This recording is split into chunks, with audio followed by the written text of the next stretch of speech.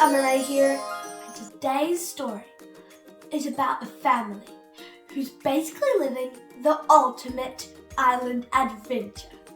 The Book Family Robinson. They live on a tropical island surrounded by palm trees, sunshine, and more books than you could possibly shake a coconut at. Seriously, if I visited them, then you'd probably find me reading a book in a hammock with a smoothie the size of my head.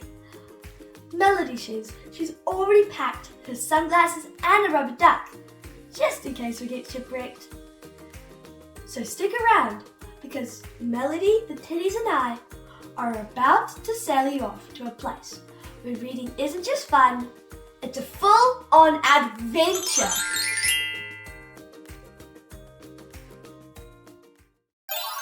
The Book Family Robinson by Jonathan Emmett and illustrated by Sam Caldwell. The Robinsons were a family of book lovers. Wherever they were, they always had a book with them. When they weren't reading books, they were talking about them. When they weren't talking about them, they were thinking about them, even in their sleep.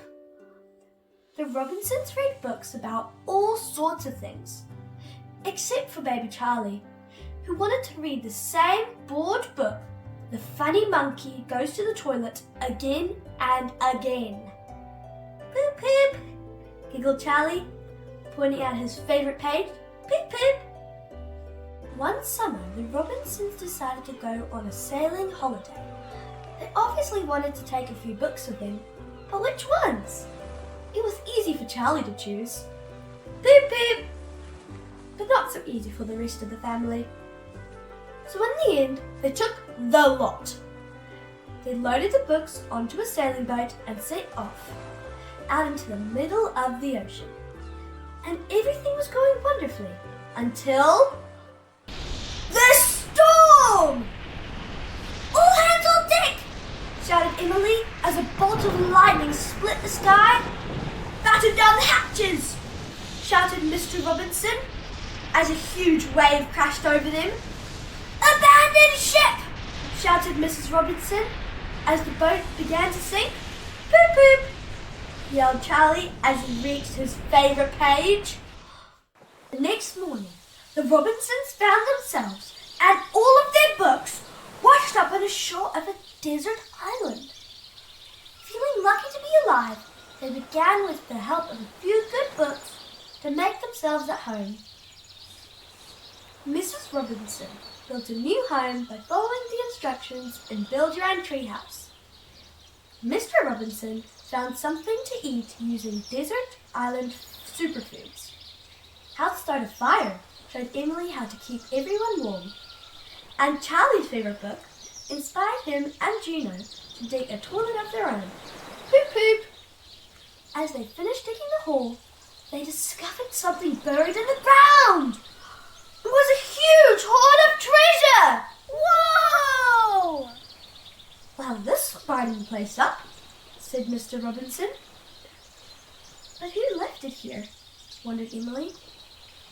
A month went by without any sign of rescue, but with a roof over their heads, food to eat, and plenty of books to read, the Robinsons lived happily on the island.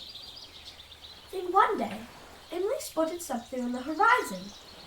It was a pirate ship called the Evil Weevil, and it was sailing their way. Oh no! More smuggling pirates! The pirates had come to collect a hoard of treasure they'd hidden on the island. But when they got to the spot where they'd buried the treasure, they found that the Robinsons had dug it all up! The pirates were very angry, and their captain, Betsy Bloodbucket, was the angriest one of them all. What do I do with landlubbers who takes all of our treasure? She snarled. You let them give it back and forgive them? Suggested Mr. Robinson hopefully. We makes them walk the plank! Shouted the crew. Pirates tied the Robinsons up, them back to the Evil Weevil and forced them out onto the plank.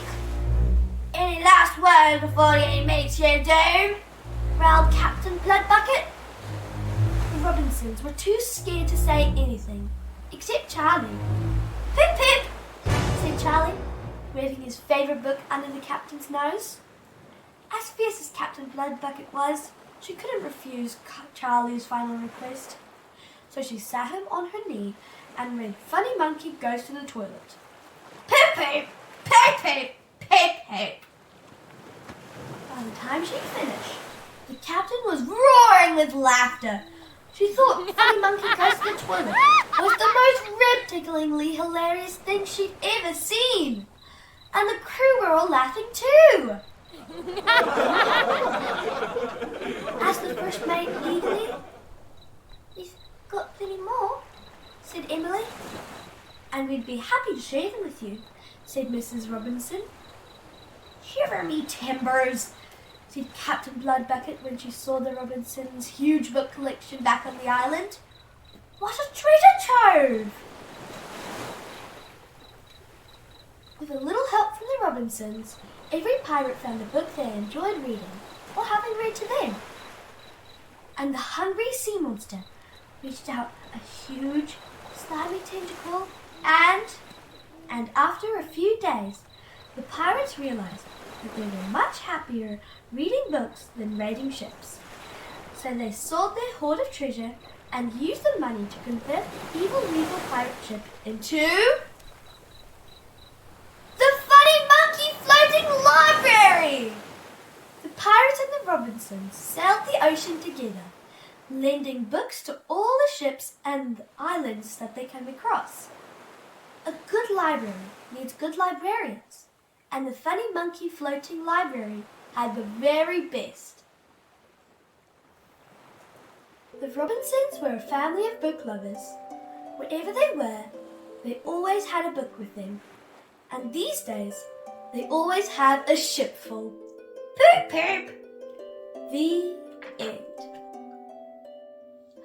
Well, that was an epic holiday without even leaving our couch. The book family Robinson definitely proved that you don't need a plane ticket when you've got a good book. Just maybe a hammock and some snacks. Remember, the more you read, the more exciting worlds you can visit. And best of all, there's no luggage to pack. Don't forget to like, subscribe, and ring the bell. It's completely free, so you don't miss our next magical adventure. And always remember, books are like treasure maps. The X is where the fun begins. Goodbye from me, Melody, the Teddies, and the whole Storybook Shenanigans crew.